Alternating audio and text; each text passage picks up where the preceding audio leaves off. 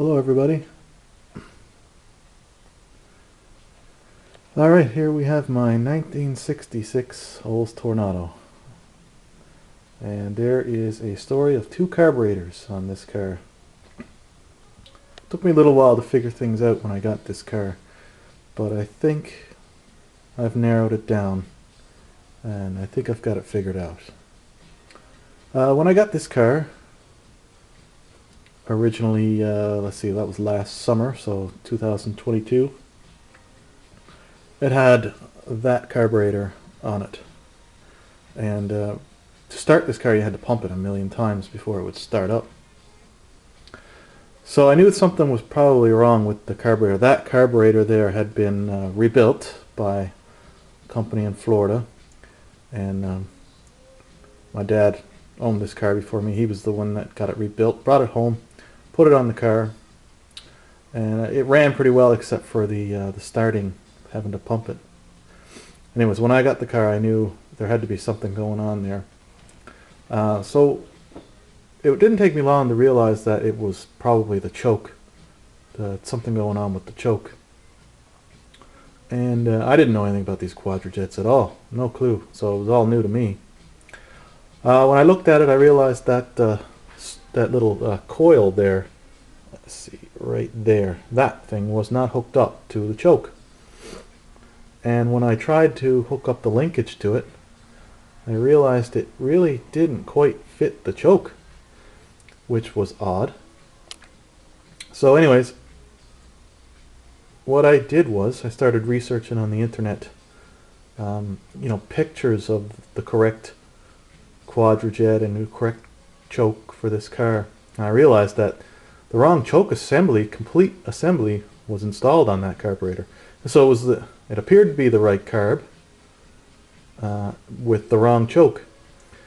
One of the things that kind of complicated matters was this carburetor is one of the original 66s, and it does not have the part number tag in that round spot there. That's where the part number is supposed to be. So I really don't know what the part number of this carb is. It's supposed to be 703-6250, which I suspect it is, and it's just missing the little tag. It must have fallen out many years ago or got lost. Not sure. So anyways, once I realized that the choke was probably messed up, I started looking at the choke. And this was the choke that was installed on it. Took me a while to figure out what that thing is. That choke is a mishmash of, I believe, an early 70s Cadillac bracket with a late 60s Chev pull-off, which is all wrong for that carburetor. So then it started a thing in my mind of, well, how did the wrong choke get on that carburetor? How'd that happen? Because this is the original, as far as I know, the original carburetor. My dad bought this car off the original owner in 1974. So from 1966 to 1974. We don't really have all the information on the carburetor and the history of it, but suspect that the original carburetor came with this car when we got it in 74. So how did that choke get on that carburetor? So anyways, I can remember as a kid, this carburetor, I suspect this carburetor was on the car, and that front inlet was leaking. These things apparently are pretty notorious for leaking, the originals. Some designs were changed after a couple of years to improve on them, but I seriously doubt this car had any of those, I don't think there was much carburetor work done to this car before my dad got it. So I think it was sort of in the mid 80s or early 80s when my dad kind of put this car in storage, that front inlet was leaking. And I can remember him putting like epoxy on it and trying to solve the leak, but I don't think it ever fixed it fully. And so I think he went on a quest to get a new carburetor. We had a relative in California. Oh, by the way, this car is a California car with the emissions, the weird emissions things. Kind of makes it a little bit of an oddball, and that carburetor is a little bit different from the one that comes on the regular 49 state models. So anyways, my dad sent a family member in the United States, we are in Canada by the way, on a quest to find a new carb for him. I think to solve that front inlet leaking problem. And he did. He got us a carburetor. I still have the receipt over there from the Carburetor King in Los Angeles, 1988. And this is the carburetor I believe he sent to us. Once again, this one has no part numbers on it either. It doesn't have the round depression. It doesn't have any part number stamp on that part right there. So that's the two spots where you're supposed to find part numbers. But it is a 66 style. Now I believe that this carburetor is the one that was sent to us in 1988. We've actually lost track of which one is which. But through my research, sizing everything up, pretty sure this is the second one we got. Why do I say that? Well, the external vent there, that's missing and it's been plugged. The original carb still has the little clip. That's a thermostatically controlled vent, I think is what it's called. Anyways, so that's problem number one. What else is different about this carburetor? I'm trying to remember now.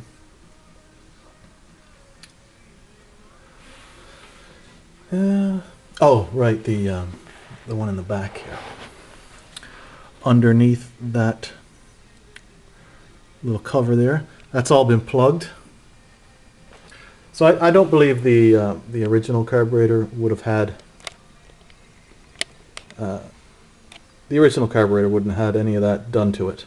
So it makes me think that this one was probably remanufactured and sold to my uncle, who sent it to us. And I believe that it came with that choke on it. So that choke was installed on that carburetor. So I think when my dad swapped that carburetor off for this one, I think whoever did the job said, oh, I need to swap the parts over. So all the parts that were on that carburetor got swapped to this carburetor. Then this carburetor got put on the car. And I think from that point on, that's the way it remained for a long time. I guess about 10 years ago, my dad was getting ready to do some restoration on this car. And unfortunately, there was a leak on it, a fuel leak, and it caught on fire. That was when this carburetor was on it. This carburetor and quite a bit of wiring got burnt up in that fire. But we were fortunate. Put the fire out before it, ruined the car. But of course, it burned up that carburetor, and it burned up all the stuff, all the choke parts, and all that. So that carb came when this car arrived with me last year. It had that carburetor on it. That choke was installed on that carburetor.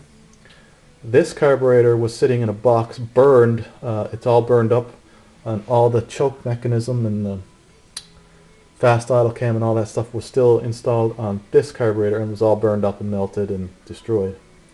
So that's when I got it, and it had the right carburetor, wrong choke, wouldn't start easily. So I had my work cut out for me. It took me a long time to realize that the wrong choke was installed on this carburetor. Once I saw the pictures, I realized, hey, the choke assembly that I need for this carburetor is installed on the burned up carburetor, and it is also burned up. So what I did is I took it off. I took it off the burned up carburetor, cleaned it up as best I could, and installed it on this carburetor. But you can see the fast idle cam. You can see the fire damage. That pull off is not the right pull off. I had to make it from an old part of headliner. I had to put a slot in the pull off there to make, but it doesn't work. It leaks. It's all wrong. So anyways, the burned up carburetor, I sized it up and I think it was salvageable. So I sent it off to my dad in Florida who brought it to a local rebuilder. They I'd made contact with them, asked them if they had any of the replacement parts, because I think I had a good core, even though it was pretty charred. I thought it could be cleaned, but I didn't have the right choke parts, and they said they had everything I needed. So I sent it to them.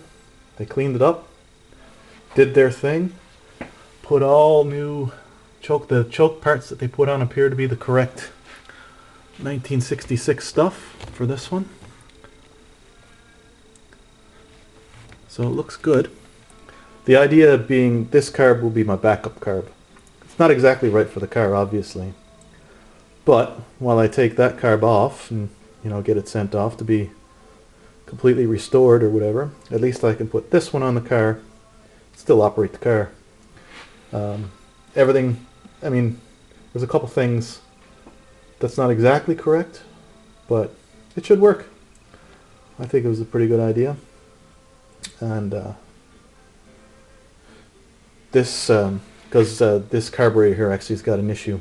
The current issue is when it's been sitting a little while, you try to start it and it starts right up and dies. So took me a little while to figure out what was going on as well, but I noticed when I put a little plastic zip tie down the bowl vent there, I can feel the float is getting stuck up, so it's closing off the fuel. So you give it a little poke with the soft plastic and it frees it up, and the car runs just fine until it sticks again. It sticks closed and you run out of gas, and you got to get out and do it again. So it does it pretty consistently. I must have done it about 15 times now, so pretty sure I've got an issue with the float.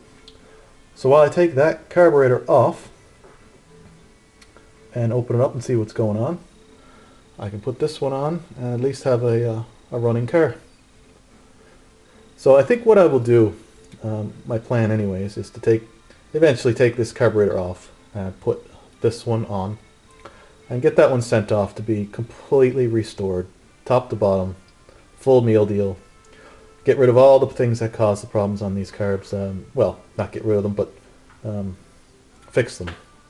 The right well plugs, and get everything taken care of. So that'll be the the gold standard carb, and this will be my backup carb. Anyways, I'm going to make a video on this carburetor. I'm going to swap these carbs, and then I'm going to take this one over to the bench, take it apart, and see if there is something in the float bowl or the float mechanism that's causing it to jam up. There's not a lot on the YouTubes about these 66 carburetors. There is tons and tons and tons of videos and information about later carbs. I'll say 69, 70 onwards. Anything you need to know you can find. But these original ones, which apparently gave the Quadrajets a bad name in the first place, they are very there's not a lot of info on them. Quadrajet Power, they did a couple great videos on them, but other than those, there's almost nothing. They've got a very unique setup. That divorce choke on these things is pretty unique. So I figure maybe I'll put a couple videos out there, warts and all, because I am no carburetor expert by any means. But I think it'd be interesting to see the issue with this carburetor, what's going on, what's causing. Who knows? Maybe it's something simple. Maybe it's something the carburetor rebuilders did wrong, because this carburetor's probably got about 5 hours on it since it came back from the carb rebuilders. Or maybe in all my troubleshooting, I knocked something down inside it. Who knows? But it'd be interesting to find out, and we'll see how it goes. Anyways, that's my first YouTube video. I hope all this makes sense. Anything, if you have anything to add, certainly give me a message there, and I'd be happy to check it out, see if all help is much appreciated. And we will see. We'll see how things go. Another video coming shortly.